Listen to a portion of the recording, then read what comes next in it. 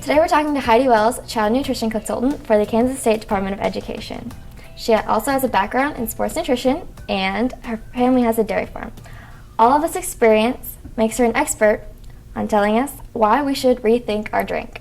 How has being a dietitian influenced your everyday life?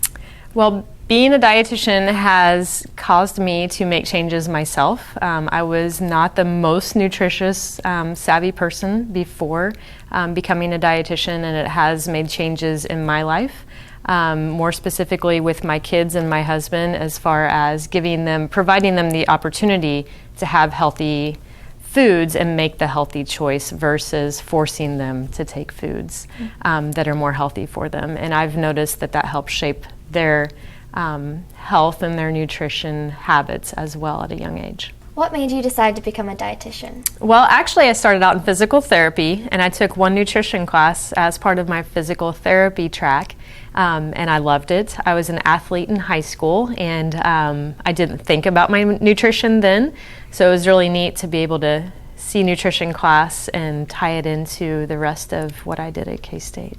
Okay, and what are the education requirements for becoming a dietitian? Well, the route I took, it was a different route, but just to be a dietitian, you have coursework through whatever university that you go to. You have coursework, and then after that, you can either do, here in our state and through Kansas State University, you can either do a coordinated program where you go and do internships within the state in a hospital setting, clinical, and then also management, or you can go out of state, apply for a program, and then they have clinical and management tracks through that. Okay, and since becoming a dietitian, where has your career led you? Many places. That's the nice thing about our career as a dietitian. You can go in many different routes. I started out in the clinical field through hospitals, and I was also a personal trainer at the same time, which led me to other doors through sports nutrition. The Beef Council, I did some media stints, and of course now I'm with KSDE and doing the school side of things. Okay, so I understand you're a sports nutritionist. Mm-hmm. Can you tell us a little bit more about that? Sure thing. Being a sports dietitian is a blast. What it is now, it kind of has formed since I graduated in it. You can actually go and get a master's in sports nutrition now. They didn't have that when I was back in the day when I graduated, but I have a certificate as a certified sports dietetic dietitian, and that's opened me up to working with athletes. I worked with the athletes at Kansas State University as a student. I currently work on the side with some Wichita State University athletes as well as some professional athletes. Okay, and what are you doing in your current position? In my current position, I'm a consultant for the state of Kansas. I go into the schools and I review their nutrition programs. I guide the food service directors in the schools how to implement the new meal patterns, wellness policies, that type of stuff.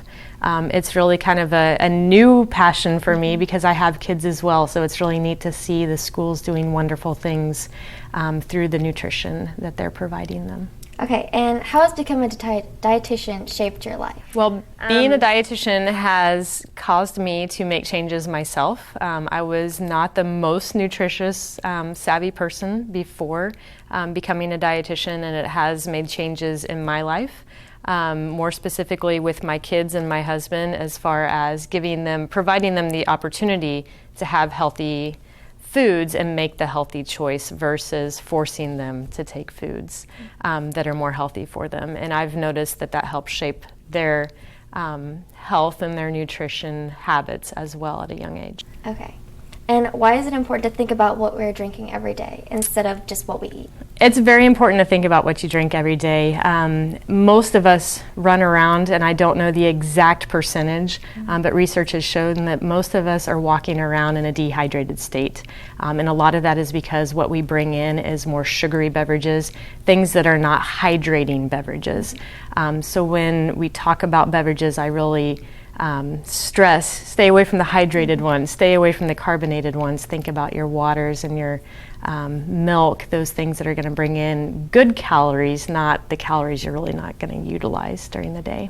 Okay, and when we are rethinking our drinks, what do you recommend as the best options and why? Well, there's lots of great drinks that are out there.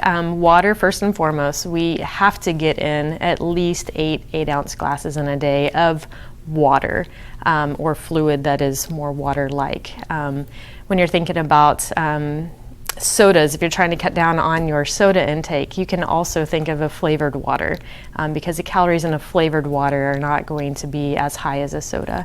Nutrient density, you might hear a lot of that. So if you're thinking about a milk versus a soda, your milk is going to have protein and good quality carbohydrates in it versus the soda pop that's only going to have sugar. Same thing with juice versus soda pop. 100% juice, you're getting some good nutrients and vitamins in that versus the soda. So there's lots of good alternatives out there. Okay, thank you. You're welcome.